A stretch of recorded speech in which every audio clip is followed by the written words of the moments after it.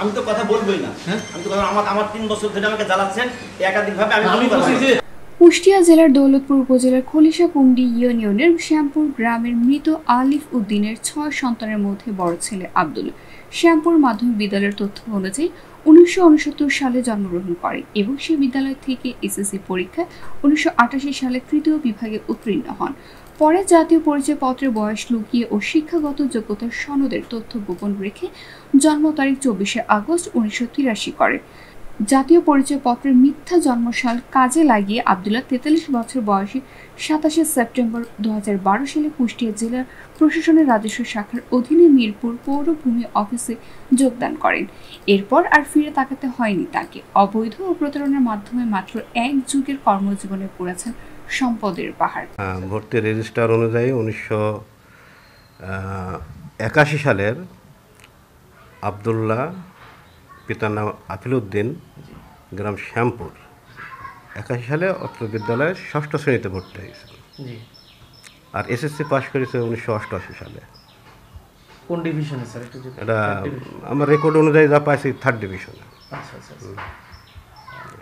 জন্ম আপনার রেজিস্টারে ওনার জন্ম তারিখ কি? 17/3/69। 17/3/1969।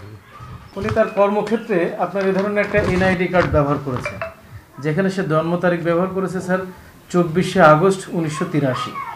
শ্যামপুর পূর্বপাড়া গ্রামে মসজিদের 5% জমি প্রায় 10 বছর জোর জবর দখল করে রেখেছে।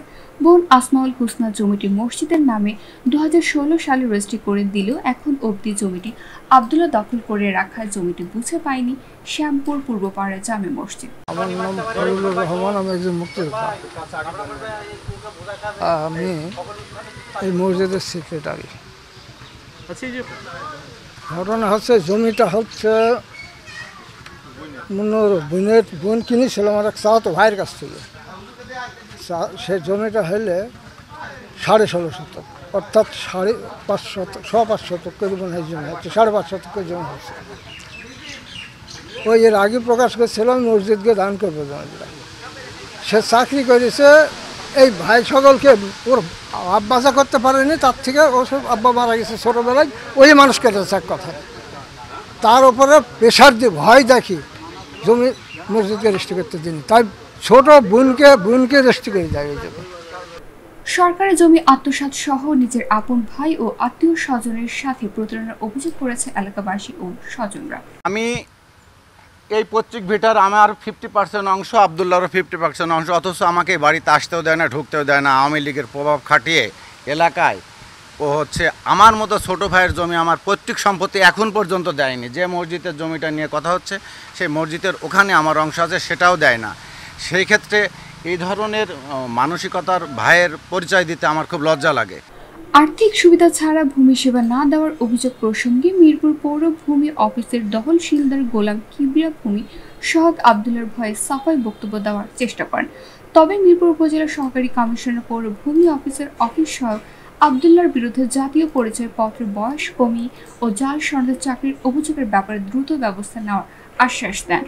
সরকারি কর্মচারী শৃঙ্খলা আপিল বিধিমালা আছে, তো সেখানে বিভিন্ন ধরনের দণ্ড আছে, এক এক অপরাধের এক এক ধরনের দণ্ড।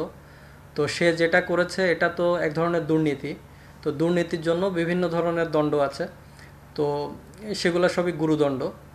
তো আসলে কি হতে পারে দণ্ড? যদি আসলে দণ্ড যদি বিভিন্ন ধরনের দণ্ড আছে, সে চাকরি থেকে বরখাস্ত হতে পারে, সে চাকরি থেকে তার হচ্ছে বেতন অবনমিতকরণ হতে পারে, নিম্ন গ্রেডে চলে যেতে পারে, এরকম বিভিন্ন ধরনের দণ্ড আছে আর কি।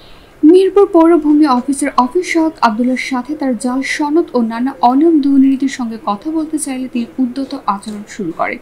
পরে গোপন ক্যামেরা তিনি তার জাল জালিয়াতির কথা স্বীকার করেন। এই সময় তিনি বলেন, আমার মতো অনেকে জেলা প্রশাসনের বিভিন্ন দপ্তরে শিক্ষাগত সনদ ও জাতীয় পরিচয়পত্রের তথ্যাদি গোপন রেখে চাকরি করছে। এই সময় তিনি নিউজ বন্ধ করার জন্য নানাভাবে ম্যানেজ করার চেষ্টা করেন। চাকরি করেন, আপনি একটা ঠুনকো বেজের উপর চাকরি করতেছেন, আপনি যেখানে এসএসসি পাস করার পরে ক্লাস 7 এর সার্টিফিকেট, এগুলো তো আবার তুলছেন কেন? আমি তো কথার কথা বলছি, আপনি বাদ দেন। আমি তো বললাম এগুলো সব বাদ দিয়ে, কিন্তু এটা তো আপনি অন্যায় করছেন না, বলেন ভাই। আপনি আমার সাথে বলবেন মাফ করবেন যে আমার সাথে বসে একটা ঝামেলাটা মিটাই ফেলেন, আমি আর কথা বললেন না, আপনি চলে যান। আর বন্ধের শুক্র শনিবারে যে কোনো সময় আমাকে সময় দেবেন, কোনো এক নিরালায় জায়গায় আমার কথা বলে সারেন। আমার এরপরে যদি আমাকে পেটে লাথি মারেন, আমার ছেলেটা হাসি দাঁড়াবে, সেটা মানুষ করতে পারবে না। আব্দুল্লাহ ভাই, আপনি এই ভয় পাচ্ছেন কেন? না, আপনার যদি সবকিছু ঠিক থাকে, আচ্ছা আমি বলি, আপনার না, তো আমি কিছু বলতে চাচ্ছি না। মানুষ কত কিছু করে খাচ্ছে, মানুষ আমাদের ডিসি কোর্টে বহু বয়স্ক হয়ে এই পোস্টে অমলদারি করে চাকরি পাইছে।